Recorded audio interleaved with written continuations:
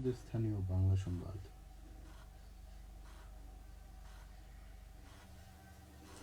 আসসালামু আলাইকুম।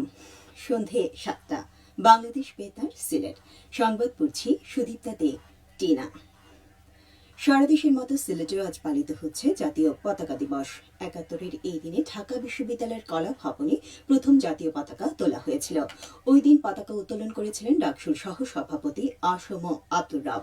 পাকিস্তানি শাসক গোষ্ঠীর শোষণ, অন্যায়, অত্যাচার, অবিচারের বিরুদ্ধে তৎকালীন ডাকসু নেতাদের উদ্যোগে ২রা মার্চ সাড়া দিয়েছিল আমজনতা। প্রকৃতপক্ষে সেদিনের পতাকা উত্তোলনের মধ্য দিয়েই বাঙালি ছাত্র জনতা স্বাধীনতা সংগ্রামের অগ্নিমন্ত্রে উজ্জীবিত হয় ও স্বাধীনতা অর্জনের পথে যাত্রা শুরু করে। পতাকা উত্তোলনে জানান দেয় স্বাধীন বাংলাদেশের বিকল্প নেই। দীর্ঘ ৯ মাসের বহু ত্যাগ, রক্তের বিনিময়ে স্বাধীন সার্বভৌম বাংলাদেশের অভ্যুদয় ঘটে। স্থানীয় সরকার, পল্লী উন্নয়ন ও সমবায় মন্ত্রণালয়ের প্রতিমন্ত্রী মীর শাহে আলম আগামীকাল সিলেটে আসবেন। তিনি দক্ষিণ সুরমা উপজেলার শিলাম ইউনিয়নের রিয়াল অ্যাডমিরাল মরহুম মাহবুব আলী খানের গ্রামের বাড়ি ও তেতলি ইউনিয়ন পরিষদ সংলগ্ন বলদি গ্রামের বিভিন্ন উন্নয়নমূলক কার্যক্রম পরিদর্শন করবেন। এ সময় তার সাথে থাকবেন সংসদ সদস্য আব্দুল মালিক। সারা দেশের মতো সিলেটে আগামীকাল পালিত হবে বিশ্ব বন্যপ্রাণী দিবস। ২০১৩ সালের ২০শে ডিসেম্বর জাতিসংঘের ৬৮তম সাধারণ অধিবেশনে ৩রা মার্চকে বিশ্ব বন্যপ্রাণী দিবস হিসেবে ঘোষণা করা হয়। ২০১৪ সালের প্রথম এই দিবসটি পালন করা হয়। বিশ্বের বন্যপ্রাণী এবং উদ্ভিদকুলের প্রতি গণসচেতনতা বৃদ্ধি করা এই দিবসের মূল লক্ষ্য। হবিগঞ্জ পৌরসভার পানি নিষ্কাশনের খালসমূহ খননের উদ্যোগ গ্রহণ করা হয়েছে। সরকারের ঘোষিত খাল খনন কর্মসূচি বাস্তবায়নের অংশ হিসেবে সংসদ সদস্য জি.কে. গৌসের দিক নির্দেশনায় এই উদ্যোগ নেওয়া হয়েছে। উল্লেখ্য, হবিগঞ্জ পৌর এলাকার পানি নিষ্কাশনের অন্যতম বাধা হচ্ছে পশ্চিম দিকে প্রবাহমান খালগুলোর বর্তমান শীর্ণ অবস্থা। খালগুলোতে দখল ও মাটি ভরাট হওয়ায় পানি নিষ্কাশনের মারাত্মক প্রতিবন্ধকতার সৃষ্টি হয়েছে। আজ খালগুলো সরজমিনে পরিদর্শন করেছেন সদর উপজেলার প্রশাসনের কর্মকর্তাগণ।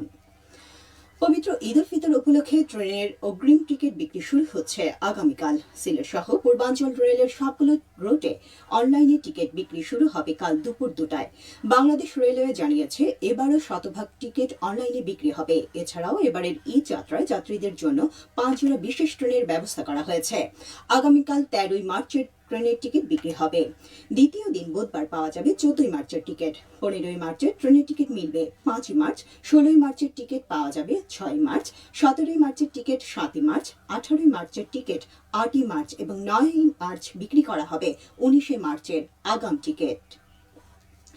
দরিদ্র পরিবারের মধ্যে ইফতার সামগ্রী বিতরণ করা হয়েছে আজ হবিগঞ্জে। পৌরসভা মাঠে ইফতার সামগ্রী বিতরণ অনুষ্ঠানে প্রধান অতিথি ছিলেন সংসদ সদস্য জি.কে. গৌস। এতে ৫০০ পরিবারকে এই ইফতার সামগ্রী প্রদান করা হয়। অনুষ্ঠানে সরকারি কর্মকর্তাগণ সহ গণ্যমান্য ব্যক্তিবর্গ উপস্থিত ছিলেন। আরব আমিরাত রেড ক্রিসেন্ট সোসাইটির আর্থিক সহযোগিতা এবং বাংলাদেশ এডুকেশন অ্যান্ড টেকনোলজি সোসাইটির ব্যবস্থাপনায় এর আয়োজন করা হয়।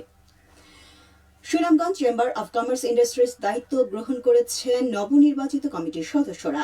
আজ চেম্বার অব কমার্স মিলনায়তনে নবগঠিত কমিটির কাছে দায়িত্ব বুঝিয়ে দেন অতিরিক্ত জেলা প্রশাসক সার্বিক আয়েশা আক্তার। অনুষ্ঠানে উপস্থিত ছিলেন চেম্বারের সদস্যগণ সহ বিশিষ্ট ব্যক্তিবর্গ।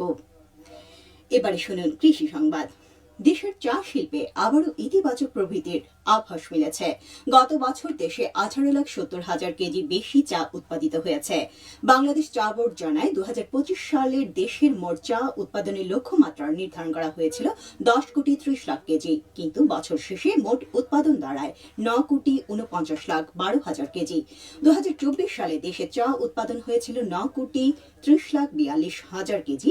সেই হিসেবে সদ্য সমাপ্ত মৌসুমের পূর্ববর্তী বছরের তুলনায় উৎপাদন বেড়েছে।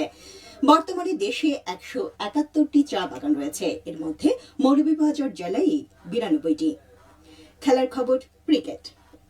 সিলেট জেলা স্টেডিয়ামে দ্বিতীয় বিভাগ ক্রিকেট লীগ শুরু হয়েছে আজ। উদ্বোধনী খেলায় ব্রাদার্স ইউনিয়ন ক্লাব ২২৮ রানের বিশাল ব্যবধানে 11 স্টার্স ক্লাবকে পরাজিত করে। প্রথমে ব্যাট করে ব্রাদার্স ইউনিয়ন ক্লাব ৭ উইকেটে ২৭২ রান করে। জবাবে 11 স্টার্স সবকটি উইকেট হারিয়ে মাত্র ৪৪ রান করতে সক্ষম হয়। আগামীকাল শেরঘাট পাইনিয়ার্স ক্লাব মুখোমুখি হবে স্টার্স ইউনাইটেড ক্লাবের। 10টি ক্লাবের অংশগ্রহণে মাহা এর পৃষ্ঠপোষকতায় এই টুর্নামেন্টের আয়োজন করেছে সিলেট জেলা ক্রীড়া সংস্থা। সেহরি ও ইফতারের সময়সূচি। সিলেট ও পার্শ্ববর্তী এলাকায় সেহরির শেষ সময় আগামীকাল ভোর 4:55 এবং ইফতার সন্ধ্যা 5:57। সবশেষে আবহাওয়া। রাত 1টা পর্যন্ত পূর্বাভাসে বলা হয়েছে সিলেট সহ পার্শ্ববর্তী এলাকায় আজ কোনো সতর্কবাণী নেই এবং কোনো সংকেত দেখাতে হবে না।